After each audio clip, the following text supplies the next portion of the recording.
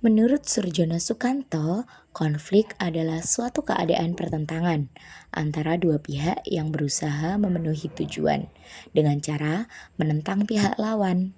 Intinya, konflik adalah persaingan antara kelompok sosial atau individu akibat perbedaan. Strategi mengatasi konflik dalam masyarakat yang beragam. Yang pertama, ada prinsip-prinsip dalam mengatasi konflik. Pancasila adalah dasar negara Indonesia yang memuat 5 prinsip dasar yang menjadi landasan bagi kehidupan berbangsa dan bernegara. Prinsip-prinsip Pancasila juga dapat dijadikan dasar penyelesaian konflik dalam masyarakat. Sila ketuhanan yang Maha Esa. Prinsip ini menekankan pentingnya kepercayaan dan pengakuan atas adanya Tuhan yang Maha Esa. Contohnya, penyelesaian konflik dengan keadaan hati yang tenang, tidak bertentangan dengan kaidah-kaidah keagamaan. Kemudian sila yang kedua, kemanusiaan yang adil dan beradab. Prinsip ini menekankan pentingnya menghargai martabat dan kehormatan manusia dalam masyarakat. Contohnya dengan menghargai sesama teman dan memberikan kesempatan kepada teman ketika sedang menjelaskan sesuatu. Sila yang ketiga, persatuan Indonesia. Prinsip ini menekankan keberadaan orang lain yang merupakan bagian dari kehidupan kita, sehingga perbedaan yang ada di dalam lingkungan hidupnya menjadi sebuah kekayaan dan kekuatan. Contohnya dengan memakai produk dalam negeri dan memakai pakaian batik. Sila yang keempat, kerakyatan yang dipimpin oleh hikmat kebijaksanaan dalam permusyawaratan perwakilan. Prinsip ini menekankan pentingnya membangun keterampilan setiap warga negara agar mampu menyelesaikan setiap masalah dalam kehidupan dengan membangun keterampilan. Sila yang kelima, keadilan sosial bagi seluruh rakyat Indonesia. Prinsip ini menekankan pentingnya membangun kemenangan bersama, sehingga keputusan bersama yang diambil harus mencerminkan keadilan sosial bagi seluruh rakyat Indonesia. Contohnya, menyelesaikan konflik, mencerminkan karakter peduli, mau berbagi, dan terampil berkolaborasi. Misalnya, menyalurkan bantuan dari pemerintah secara adil dan merata tanpa memandang adanya hubungan persaudaraan. Pentingnya penerapan nilai-nilai Pancasila dalam etos kerja dapat membantu menciptakan lingkungan kerja yang harmonis dan menjunjung tinggi nilai-nilai kejujuran, keadilan, kerjasama, serta semangat persatuan dan kesatuan. Selanjutnya ada metode-metode yang efektif dalam penyelesaian konflik. Metode-metode yang efektif dalam penyelesaian konflik. Metode yang pertama yaitu mediasi. Mediasi merupakan proses penyelesaian konflik dengan mempertemukan pihak yang terlibat dalam konflik dengan mediator atau pihak ketiga yang netral. Mediator bertugas membantu pihak-pihak tersebut untuk mencapai kesepakatan yang saling menguntungkan dan memuaskan. Misalnya, terjadi konflik antara dua siswa di sekolah.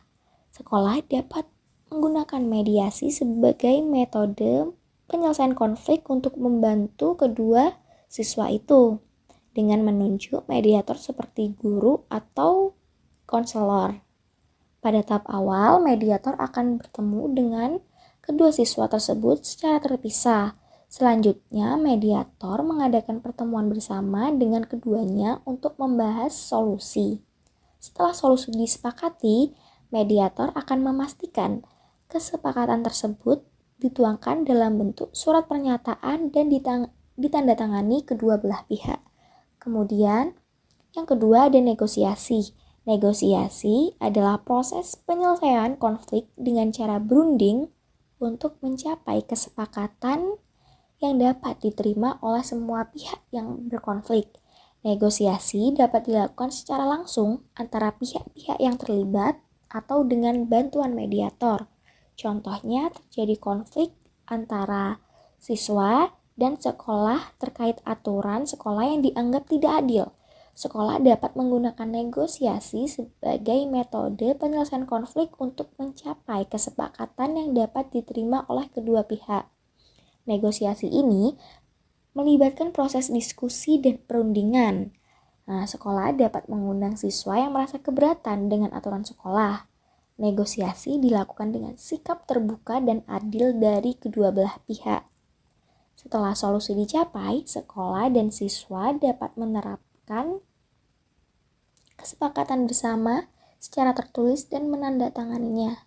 Kemudian metode yang ketiga ada arbitrase, merupakan proses penyelesaian konflik dengan cara menyerahkan penyelesaian konflik kepada pihak ketiga yang independen dan netral.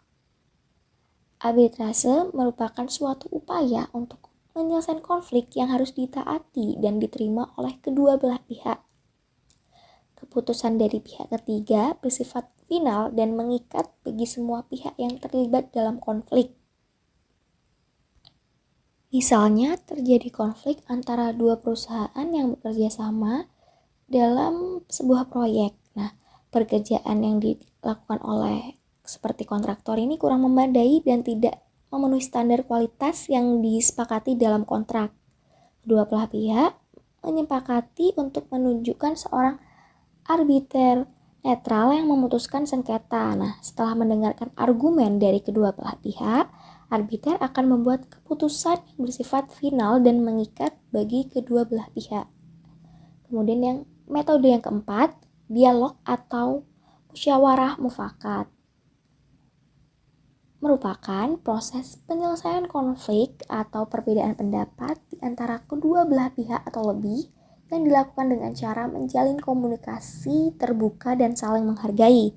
Dalam penyelesaian konflik ini, pihak yang terlibat konflik saling mendengarkan dan memahami konflik atau pandangan dari pihak lain, serta mencari solusi yang tepat atas konflik tersebut yang dapat mendamaikan semua pihak yang terlibat sehingga mencapai kesepakatan bersama. Ada beberapa contoh mengenai mengatasi konflik di kehidupan sehari-hari, seperti dalam bidang agama yang muncul karena perbedaan keyakinan, praktik keagamaan, atau interpretasi ajaran agama. Hal ini dapat mencakup perselisihan antar agama atau bahkan di dalam satu agama. Penyelesaiannya dapat berupa dialog antar umat beragama, promosi toleransi, dan pendidikan agama yang inklusif dapat membantu meredakan konflik agama, serta pembentukan lembaga interreligius juga dapat menjadi sarana dialog yang efektif.